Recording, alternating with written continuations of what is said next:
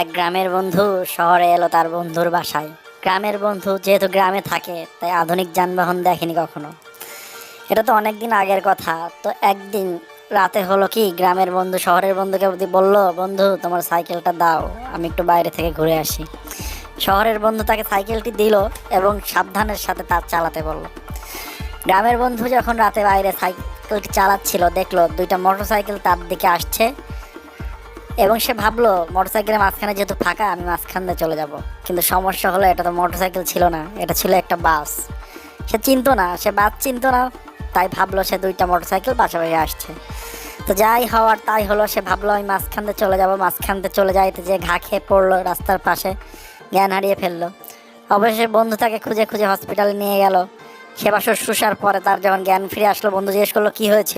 আর বলো না বন্ধু, দুইটা মোটরসাইকেল যাচ্ছিল কিন্তু মাঝখানে বাঁশ বেঁধে নিয়ে